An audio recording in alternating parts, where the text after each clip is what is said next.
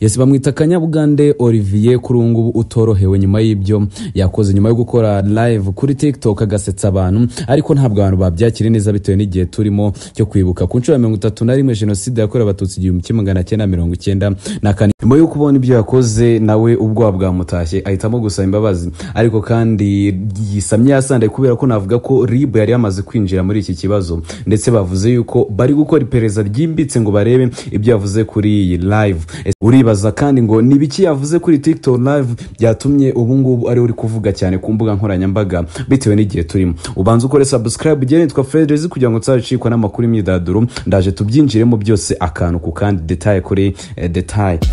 Showbiz News Rwanda.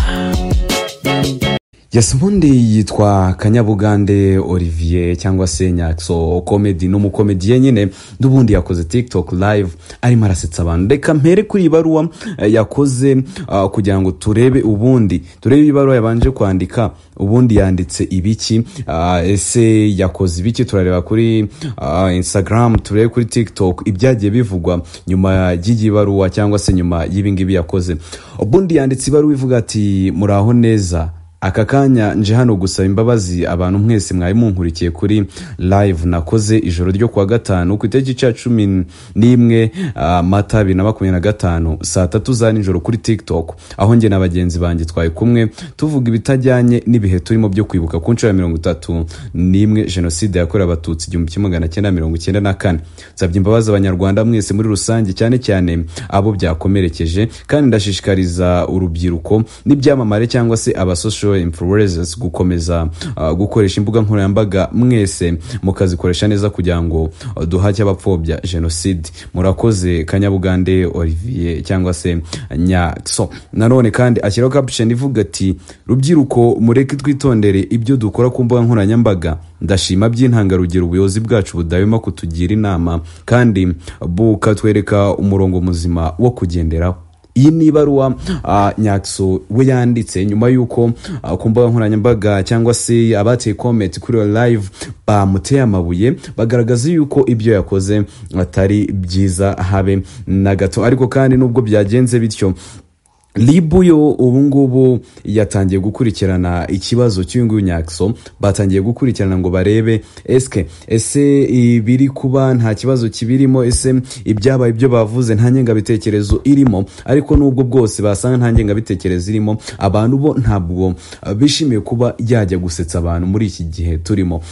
Rero nyuma yuko ibingibi bimeze bitya, we nyine urumva ni ibintu bitoroshye, dukeje kumenya ngo ese umwanzuro RIB iri bufate n'uwo. Ariko nanone mu gihe tutaramenya uwo mwanzuro, hari ama comment yagiye agaragara kuri iyi baruwa cyangwa se kuri ubutumwa Nyakso yapostinze.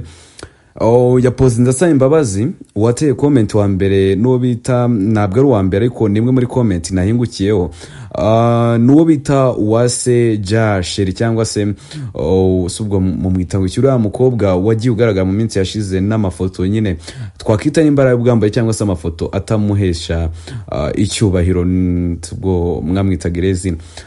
Nuriya mukobwa nyine like wifotozaga amafoto n'imyenda y'imbere nawe wateye amabu. Nukuvuga ngo we yanditse ati usabye imbabazi arazihabwa, Uwiteka akomeze abandi natwe muri bino bihe turimo. Ariko nafunguye mbona reply zakozwe ahangaha, naho wabonye ko hasa nkaho habaye ibintu by'intambara somehow. Reka nze turebe ya postinze nawe no comment, hanyuma undi muntu nawe amusubiza arakaya cyane amubwira ati wowe nubundi nawe muri kimwe, kubera ko nawe mu bushize warimo waka imbabazi kuko hari ibintu wakoze bitari byiza. Hasaye nkaho abantu hano baterana amagambo muri comment section yo kwa Nyakso. Undi nawe ati ariko mwabwana mwe ibintu byo gusaba imbabazi nta soni mufite, mugira ngo abazisabye kiragiye bamanitse amaboko ntibayatemaga, none mwebwe mumara gusinda mukavuga ubusa, mwarangiza mukaza no kwandika ubusa ngo murasaba imbabazi. Shame on you. Nubwo ni comment zagiye zigaragara. Undi atisha murabona iki gihugu gifite amahoro kimeze neza, wari kukibereka muri kiriya gihe, none mwananiwe kwihangana iminsi 7. Ibingibi reka no kubigarukaho cyane, ariko nagira ngo nkusabe ngo ujye muri comment ubundi utubwire ukurikije Nyakso like ntabwo ngiye kumuca urubanza ariko uko ndi kubyumva nubwo yakoze amakosa bitewe n'ubutumwa bitewe n'ibyo yavuze ara kuri live ya TikTok ntabwo nyine ari umuntu wo gukatirwa nyine like igihano gikakaye cyane keretse gusa nimba ibyo bavugaga birimo koko ingengabitekerezo icyo gihe bwo birumvikana ko ari bukurikirana ni ukuvuga ngo rero utubwiye muri comment ese kuko uri kubona Nyax ibintu yakoze yaba ari ingengabitekerezo cyangwa se uri kubona n'ubundi kuba yasabye imbabazi atagombye kuzihabwa cyangwa se atari ngombwa ko azihabwa utubwire muri comment yawe ese ari wowe wabyakira ute ese kandi uri wowe kuri wowe imbabazi wazimuhaye kuko yasabye imbabazi abanyarwanda bose niba muhaye imbabazi ikindi kandi ubwo nyine ukore subscribe kugira ngo tuzacike umunsi ku munsi inkuru turakomeza tugende tuyikurikirana uko birageza kurangira ndetse niba ari buhabwe imbabazi na RIB kubera ko niyo iri bushyireho umwanzuro ivuga yuko ari inzirakarengane cyangwa se koko ahamwa n'icyaha ndabakunda cyane twa Frere Luis kure subscribe kugira ngo utaza gucikwa kandi uzazacikwa n'umunsi ku munsi ndabakunda cyane Showbiz News Rwanda.